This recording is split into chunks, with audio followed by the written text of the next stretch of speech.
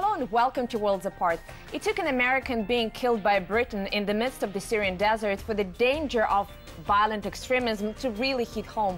But why does the West only seem to care about religious radicalism when it compromises its own security? Well, to discuss that, I'm now joined by Hanif Kadir, a co-founder of the UK-based anti-extremist group Active Change Foundation. Mr. Kadir, thank you very much for being on the show. It's a pleasure. Thank you for inviting me. Now, when extremism prevention is discussed in the British media, it's usually in the context of young British Muslims traveling to Syria, getting radicalized there, and then becoming a security risk once they decide to come back home.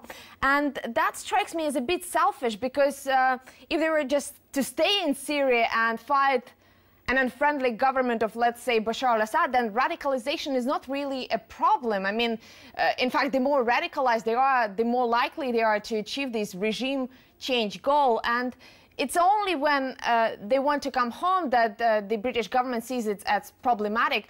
Doesn't this approach strike you as a bit self-centered? It's a good question, but it's a very complex and difficult one to answer in that sense. I can fully appreciate the fact that when we got young Muslims traveling abroad for humanitarian purposes and helping out to alleviate the suffering of innocent women and children. But another thing is getting involved in a jihad, which is, okay, fair enough. They want to go and help, remove Assad or help the Syrian Free Army or the rebels.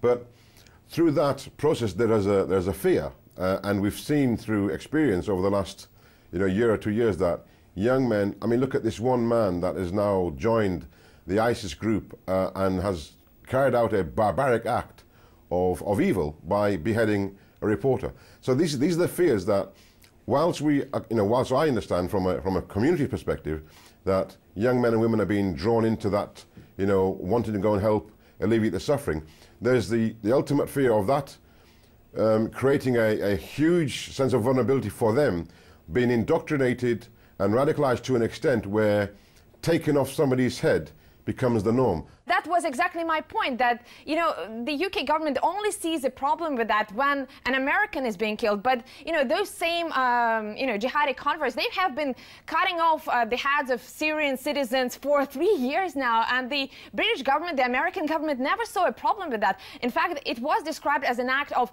helping the Syrians to bring about their democracy. I think this is a sense of bringing the truth home. When the truth hits home, it's a daunting fact. And that's exactly my point, is that when we've got young men and women from this part of the world, from what one would say is a civilized part of the world, however, many people would differ with my opinion on that.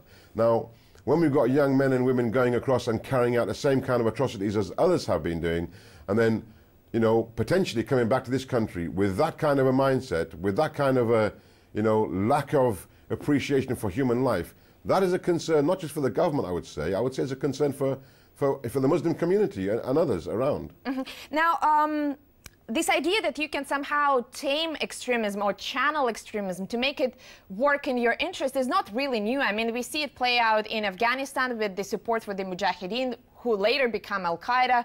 I think we see it also to some extent being used in Libya and then later on Syria, which produced this threat of ISIS. And, I don't want to blame the existence and strengthening of ISIS exclusively on Western policies, because it's extremely complicated issue. But I would like to ask you, to what extent do you think the American and British policies in the Middle East have contributed to the creation of this indeed very terrifying terrorist group? That's a good point, and it's I think the Western governments have fully understood that their policies have contributed significantly to the radicalization of young men and women around the world.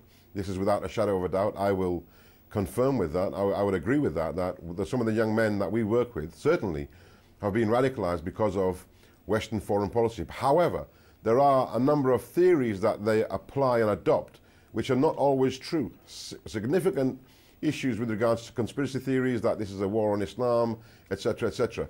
But certainly I would agree that Western foreign policy has made and contributed to the radicalization of thousands of many young men and women. Mr. Qadir, you just mentioned the young British Muslims that you work with, and I think when we talk about the threat of ISIS, we need to consider that there are two very different groups of people fighting for it. One group, and this is I think a minority, are those foreign-born jihadis that have been converted by those theorists that you mentioned, but the bulk of ISIS are Iraqis or Arabs, locals who have been converted not so much by the theories but by horrific realities of their daily existence. I mean, those are Iraqi males in their 20s and their 30s who came of age during the first and second invasion of their country. And I would like to ask you, in what way do you think these two groups are different in terms of their conviction, in terms of the ferocity that they show on the battlefield, and ultimately in terms of the techniques that could be used to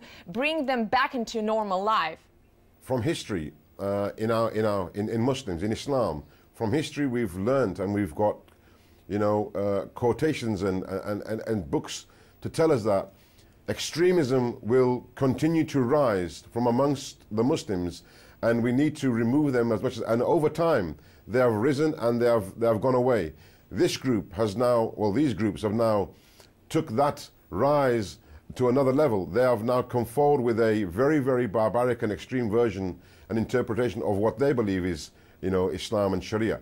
Totally wrong. I mean, but what they have done, they have worked on what the hearts and minds, now this is very important to understand, that these groups have understood and worked upon the hearts and minds of individuals across the world who see and perceive that Western foreign powers are targeting Muslims, but also that Muslim leaders, from around the world are failing to respond and react to the problems that they are facing. So they feel that they have to now rise up and build a momentum. So what they have done, they have attracted young men and women from across the globe to this new idea that they will now take forward, and they will remove those leaders that are in the Muslim communities that are not reacting and doing things what they should be doing. Well, Mr. Qadir, I agree with you. You just used the word barbaric, and there are a number of very strong words that Western media, and in fact media all over the world, are using to describe them. They've been described as sadists and what have you. I mean, they've been described as beasts, as non-humans. But shouldn't we also be asking what made them so cruel? Because we can all pretend that they are just a bunch of psychopaths, but the bunch is so large that that would be statistically improbable. Something made those people so heartless. One thing I have to explain, and this is very important to understand, is that firstly, Islam does not allow this. The text within Islam do not allow this. The teachings of Islam do not allow this. However, we've been warned about these groups and how evil they will look. The texts ascribe these to be the sons of the devils, dogs of hellfire, for the main reason because they are so vile and so barbaric. That's why they are ascribed to be like the dogs of hellfire. Now, the way that they come across, so romantic in their approach, attracting many impressionable young men who want to do something or are very angry. Don't forget, they are working on the hearts and minds of young men and women who are very, very emotional, but also equally very, very angry. But Mr. Qadir, don't those people have a reason to be angry? And I'm not talking about Islam here. I'm talking about, again, the realities of their life, because I assume that those people, even the the most hardline of the jihadists, I assume that they probably didn't have the easiest of lives. I think that this is, it was, again, perhaps a war that was waged in their own country that made them this way. Shouldn't we all account for that?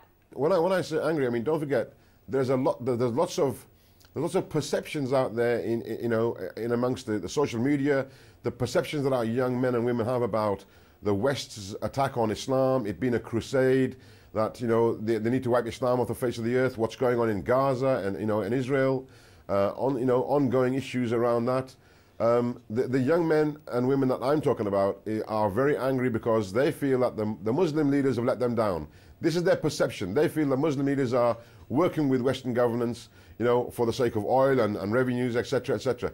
Their anger is going on beyond control. Now, that doesn't mean that they are not human beings or they can't be changed. I, for one, will say that anything can change within a young person with the right kind of support. However, when they get to a point where taking off somebody's head and without battering an eyelid, that's where I think that now we have to go back to our theological guidance where we are instructed Islamically. Now, I can't say this and I can't promote this, but I will just quote you one verse which says that if they rise from amongst you, and should you be able to approach them, then attack them and kill them wherever you find them, for they will continue to rise and be a cancer. Now, this is a text that we are warned about these kind of individuals, and we need to remove them. But Mr. Qadir, isn't that also very convenient for the Western sort of approach to these issues? Because we all know that violence begets violence. And if we again assume this very militaristic, very violent approach to them, to ISIS, then perhaps that's going to, produce a whole new generation of jihadists. Because this, again, my point, I come back to the same point, is that many of them were radicalized not by the texts. I assume that, during the First and Second Iraq War, people didn't have time to, really study holy books. I think they were radicalized by the killings and by the hunger, by the radicalism of war that they saw all around them. Absolutely, and I for 1 minute don't disagree with you. This is another thing that is driving. These are many people talk about young men and women having a sense of belonging because they want to be part of a network. Nonsense. It's what's been happening over time, over a period. In Iraq, in Afghanistan, in Pakistan, in Somalia, in Palestine and Gaza. Young men and women are being, pushed to a point where they feel that there's nothing else that can be done except committing acts of violence against what they feel is the enemy or the perpetrator. Look, they've been indoctrinated over time. They've been watching images, and today we see that what happens an hour ago in Iraq, within 20 minutes, the whole world knows about it. So our young men and women are exposed to that kind of indoctrination and are being radicalized as a result. So, for sure, foreign policy, double standards certainly plays a part. Mr. Qadir, if we look at the latest research on violence, it's essentially, this old combination of nature versus nurture. And sure, some people are more prone to violence than others, but I think it's, many scientists agree that it's primarily the environment or early trauma during the formative childhood years that turns people into heartless, cruel individuals. And if we look at what is happening in the Middle East, if we look at what is happening in North Africa, the social and economic environment seems to be getting from bad to worse. And, there is a whole new generation of kids who have been exposed to terrific things. I wonder if that makes you hopeless in your efforts to combat this violent extremism, because it seems that the pool of potential jihadists is now wider than ever before. It is a challenge, and I agree that certainly this poses a huge challenge to us. When we look at a young man or a young female who's lost their parents or their whole family, an example would be, let's say in Gaza, who's, let's say the entire family consisting of 25 people has been blown to pieces by a bomb or a stray bomb, let's say. They're not going to listen to reason. They're not going to look at, Islamic texts and, and theological guidance on how to manage this. They want revenge. And we see young men and women who look at that and take it personally. However, it's not going to stop our efforts to change young men and women. It's a challenge indeed, but when we talk about young men and women in this country who feel very emotional and take it very personal, we then, this is where I would disagree with everybody who says it's a theological problem. I would say the answer to the problem is a theological approach. So this is where theology comes into play. That are you allowed to seek revenge because of this? Is it, there's all kinds of things that we can use and apply, and we do. And sometimes, it takes longer, and sometimes it's forever ongoing. And sometimes we have to accept that we will fail. Mr. Qadir, we have to take a very short break here, but when we come back, the UK is about to introduce a set of measures to combat religious extremism, but is it enough? That's coming up in a moment on Worlds Apart.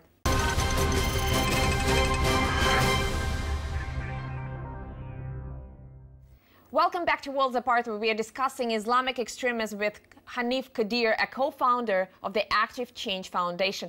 Now, Mr. Kadir, when you speak about religious extremism, you obviously speak from your own experience as somebody who, back in 2002, went to Afghanistan to fight on the side of the Taliban against, I assume, the American forces. What made you change your mind? Look, this is a whole wealth of experience has been won by me by going over there and coming back and you know, being involved and working with individuals that, you know, have had the idea of going there. What worked for me, what helped me, and I think it's a blessing that I was sent from God, is that going there and looking at the hypocrisy, looking at the double standards, and looking at the atrocities committed by, you know, Al-Qaeda and the Taliban. You know, when we talk about innocent women and children being killed by Western powers, we also got to look. Example would be ISIS. They are killing thousands of innocent women and children. And this is exactly what happened to me when I was faced with the Taliban and Al-Qaeda. They had no regard for human life. This is one thing that my religion does not allow. And this is one thing that angered me even more. And luckily, I managed to come back. I am confident that young men and women that are going into Iraq or Syria, you know, when they're exposed to the lies and the hypocrisy, they want to come back. And sadly, at the moment, there is no way for them to come back because they may be locked up and put away. So there needs to be a strategy to allow those ones who have seen the light, let's say, you know, been exposed to the hypocrisy and lies and want out, we allow them a safe passage back. Well, Mr. Kadir, I think this is a very interesting point that you mentioned, this disregard for human life. And I heard you say in one of the previous interviews that some young people, perhaps young men, young women, tend to romanticize conspiracy theories, and this is something that may draw them into war zones. And I think that was perhaps true for Al-Qaeda, whose PR message really focused on the suffering of innocent civilians, on the suffering of women and children. But the ISIS outreach program is very different. They do the killing themselves, and they're very open about it. I mean, they almost revel in their violence. Why do you think they're still attractive to, you know, young men like yourself? I mean, you said that this is something, this violence turned you, made you turn away from them. But it seems that, you know, there's also enough young men and women who are attracted by this very brutality. Excellent point. And let me reply to that in this way. When I went to Afghanistan, there was no man that subscribed himself to be the Khalifa and him to run the Caliphate of Islam. The only one that was a local Amir, a local Caliph, was Mullah Omar. In this instant, we have Abu Bakr Baghdadi, who has now claimed to be the Khalifa of the Muslims. And the time he's chosen is Syria. Now we go back to theological quotes and theological guidance where we are told that there will be an army that will march with black banners, and amongst them will rise a leader. Now this is where our young men and women, you know, fail sadly, because they're not fully aware of what religion and what theology says about this. They believe that this person is the leader for the Muslims in this time. However, and they subscribe to it. They ascribe to whatever he has to offer. And be that killing or be that, you know, protecting women and children, they see that they have to ascribe to him whichever way it may be. Now, whatever he has to offer, they will subscribe to that as well. And sadly, that's where I will say this is where the failure, the systematic failure of theologians, imams in our country, up and down the country, are failing to refute the likes of Abu Bakr Baghdadi. Their silence is almost been explicit. Now, my argument is that we need to have the right kind of education and guidance for our young men and women. Otherwise, they will continue to be recruited and brainwashed by individuals like al-Baghdadi and Abu Bakr, who's in Boko Haram. These are deranged mental individuals who are using theology and texts to recruit their soldiers. Well, Mr. Kadir, you just made a number of theological references, and that leads me to my next question, which is very, very sensitive. I understand that, but I would still like to ask it. You know, this disregard for human life, isn't it at least partially religious? Because if you believe in the afterlife, if you believe that death is not final, then it's easy for you to believe that you are maybe even helping your victim by, you know, helping him or her escape this wicked world. I wonder if this mindset is at least partially responsible for the ease that these people have when killing and dying for their cause. Absolutely, this is the whole thing. I mean, you know, it may seem as if I'm being a bit contradicting on my statements, but when we talk about, you know, how young men and women are getting indoctrinated through theology, they have no understanding of their religion. If they did, they wouldn't even ascribe to people like Abu Bakr Baghdadi. We have many thousands and millions of people that refute them. However, the small minority that are accepting this, they believe indeed that by ascribing to them, by going out and killing non-Muslims, you know, even other Muslims who disagree with them, that they are cleansing the earth and they are purifying a nation. Now, sadly, they are being told this by people, you know, that ascribe to ISIS and their ideology. This is an ideology that has no grounding within Islam. You know, however, they take context and they take it out of context and they present it eloquently in Arabic to many of our young men and women. And that's why, you know, I'm saying again that theologians in this country and across the world, we have a handful of very, very, very renowned scholars who are refuting daily, you know, the likes of ISIS and Al-Qaeda. However, in our countries around Europe, there's not enough.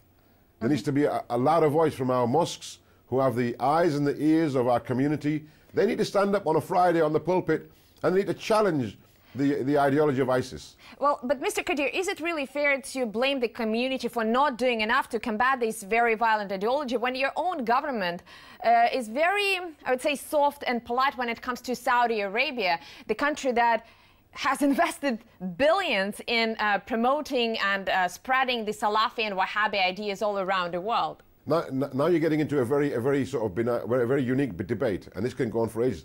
I disagree with that. I disagree with that. Look, Wahhabi and Salafi ideology is not an actual fact. The only ones that are refuting ISIS is coming from the Salafi scholars in Saudi Arabia and some of the Salafi scholars in this country. I don't ascribe myself to that, but what I am saying here is that let's not get things confused. People like Anjem Choudhury, Omar Bakri Mohammed, and people like Abu Bakr Baghdadi, they claim to be, you know, the Wahhabist, Salafist, you know, minded individuals. However, far from it. They are takfiri, khawarijites, ascribing to the evil ways of the devil. Now, this is where it's important to look. Our government in this country has done everything in its power to help our Muslim communities. And when you say that, it's not fair to ascribe blame to the communities. I apologize for intervening here, but, you know, we are all shocked by what happened to James Foley, by this execution. But this is something that Saudi Arabia does on a regular basis, decapitations. They're openly prosecuting other religious groups. So, you know, it seems that the world is so very horrified by the ISIS, but they're very nonchalant about Saudi Arabia doing the same thing. No, that's capital punishment. That's not going into war and taking off the head of another individual. That's punishment for a crime. We have the same capital punishment in America by lethal injection. In Saudi Arabia, it's about beheading. You know, and I'm not going to say I agree with it or disagree with it. If somebody has committed an atrocious crime, then he deserves to be punished with whatever the punishment from that country deals with him. Now, with regards to beheading, that does not come from Islam. There are quotations and refutations about this, and many. I can call for a jihad tomorrow by giving example of theological quotes that date back centuries that say that stand up now and go and fight ISIS. Well, Mr. Kadir, we're really running out of time, but I have to tell you that letting Saudi Arabia off the hook seems... well, somewhat strange here, at least to me. But let me ask you the very final question. The British government, the Home Secretary Theresa May, has suggested a number of anti-terrorist measures, including, you know, stripping some of the UK citizens of their passports in case they travel to Syria or Iraq, and a number of other measures that all strike me as extremely domestically oriented. It seems that what Britain is trying to do here is to keep those, you know, jihadists and those radicalized individuals at bay outside its borders, rather than addressing the issue of violent jihadism at face value. Isn't this approach again a bit too self-serving? some of the measures that are being put forward and are being suggested are very, very, very, very intense and very, very draconian in their way. And I think this is also like what you call a knee-jerk reaction. But I can understand, that if people are going to go over and commit atrocities abroad, and that stands for everybody and for every other community as well, not just Muslims. Now, if they're going to go out and sort of commit violent acts abroad, then I think that checks and balances need to be put in place. Now, stripping them of their nationality, stripping them of their passports, this may be an idea that's put forward. I don't think it's going to be realistically put in place. However, I welcome the fact that if somebody is coming back, I would welcome an intervention, some kind of assessment being made, and if somebody can be helped, I welcome that. I would put myself forward to help that individual. But I can understand that national security measures need to be taken seriously. I understand that, and I think we all would agree with that. But can this problem of global jihadism or violent Islamic extremism be really addressed without some countries, the United States, the United Kingdom, first changing their approach to foreign policy and, changing, the ease that they have been showing in intervening in Muslim countries, because that seems to be the root of the problem, or at least one of the very effective mechanisms that those people are using in converting, people to their ranks. I mean, point taken, I understand. Look, every country has its own foreign policy, its own interests, but consideration certainly needs to be made. Whenever America or the UK is going to go and, invest in something or contribute to a foreign policy initiative, then I think they need to consider the fact that, look, if we're going to go into Iraq, we need to consider what the implications are going to be on the Iraqi individuals, or Iraqi-originated individuals in our country. Likewise, if we was to go to war with India tomorrow, don't we think that the Indians in this country are going to respond and react? Everything needs to be done in consideration and in moderation. So certainly, consideration needs to be made, but also I, as a British citizen, understand that I live in this country as a British citizen, and I understand that this country has its own interests and have its own policies. But I would hope that the Prime Minister would be considerate of my emotions and my values and my beliefs, as well as the national interests of this country. Some of these policies seem to be a shot in the foot, because all of those countries that the United States, the United Kingdom have intervened so far, ostensibly for noble reasons, they now have the very, very astute problem of Islamic extremism. But unfortunately, we have to leave it there. We ran out of time. I really appreciate you being on the show. And to our viewers, please keep the conversation going on our Twitter, YouTube, and Facebook pages. And I hope to see you again, same place, same time, here on Worlds Apart.